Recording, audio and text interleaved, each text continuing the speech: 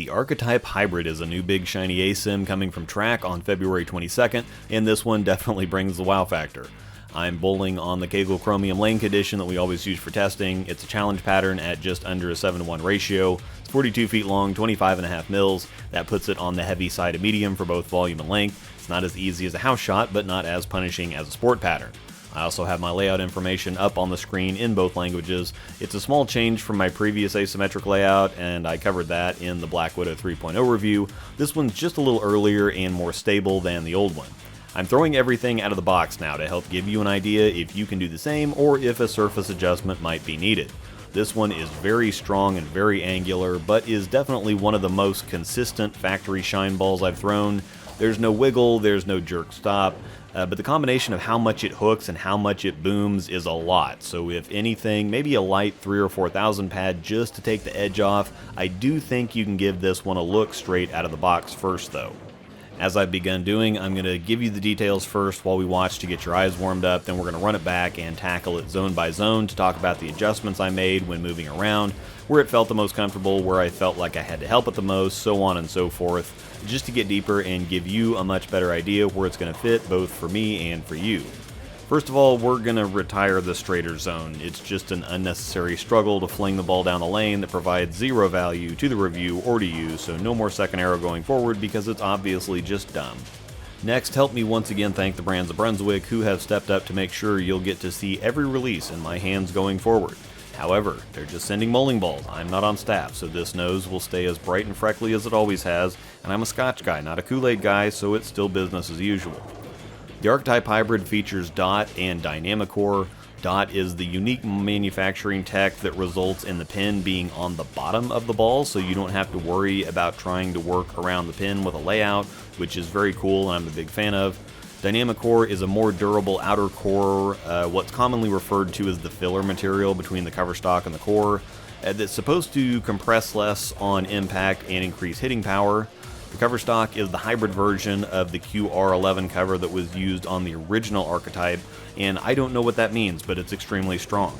The uniquely shaped I-Core 3.0 Slim features a 2.518 RG, so basically a 252, an 053 differential, and an 020 int diff in 15 pounds.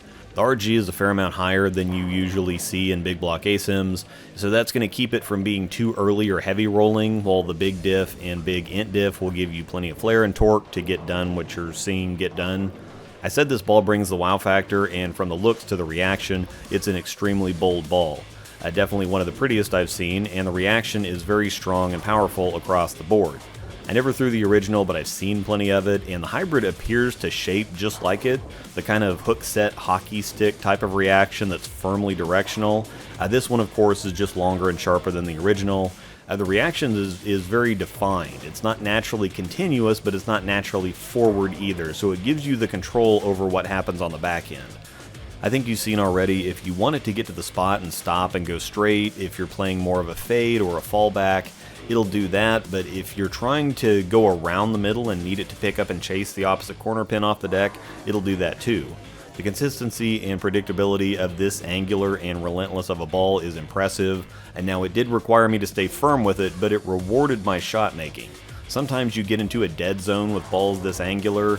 They force you deep to get them down the lane, but then they go too long and wiggle or trap you, but this ball is 100% go. Unless you're speed dominant and or rev challenged, you're going to have to give this ball some oil and some boards to cover. For my SPI viewers, this ball is basically an altered reality.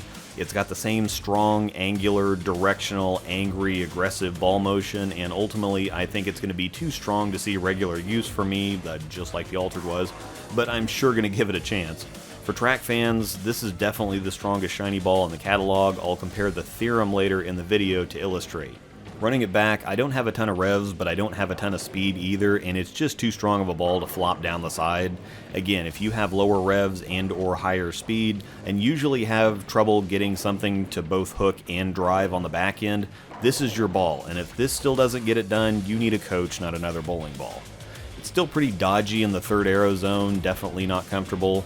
It's cleaner up front, so I'm not fighting early roll and the ball revving up like I'd be doing with an exotic gem, for example.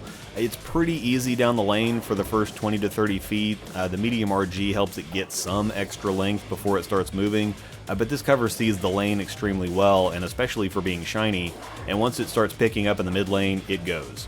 If you have an archetype, you already know what to expect. This is just cleaner and sharper, but not much weaker. Moving in again, this is the wheelhouse. This is where I was the most comfortable.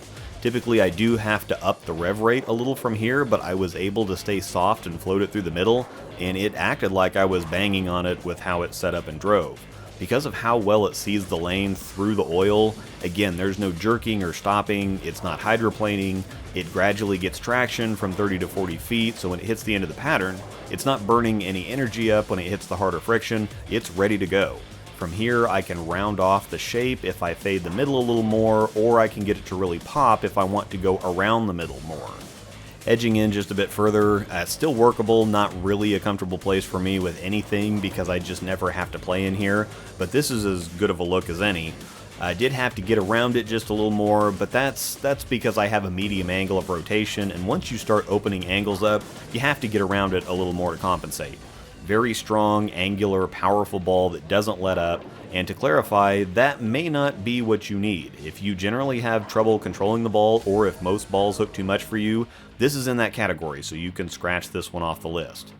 Moving to the chart, this is as strong as you're going to get a shiny ball to be. This ball is more than a Theorem, more than a Black Widow 2.0 hybrid, more than a Top Speed, more than an Emerge hybrid. This is just the strongest shiny ball in any of the 7 brands as far as I can tell. And while it's longer and sharper than an exotic gem, it's every bit as strong, definitely more than a Virtual Energy Blackout, etc. Again, it's clean-ish for as much as it hooks, but length is definitely not free, so just medium-high there. And it's not quite a boomerang, but this is one of the more angular balls out there. Speaking of angular balls, now we'll take a look at the Theorem. This one has been popping eyes open for the last couple months. It's also a very strong and angular ball, but definitely a different shape.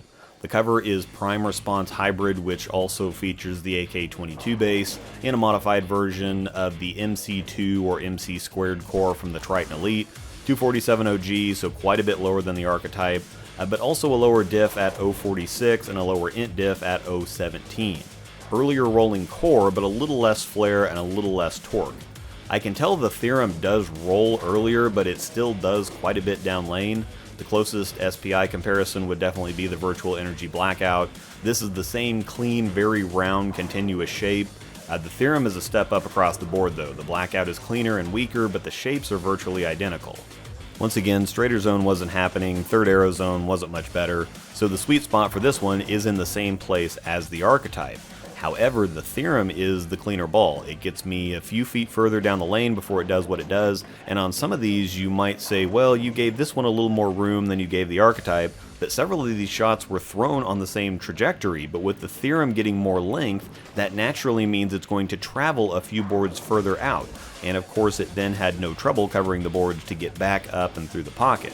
I about left the whole back row on consecutive shots towards the end, but I didn't and couldn't leave a 7 with this ball, and no matter where I got into, it just kept coming. The Theorem isn't much weaker than the Archetype Hybrid. It's definitely the cleaner ball, so I just have it a half a step down on overall strength.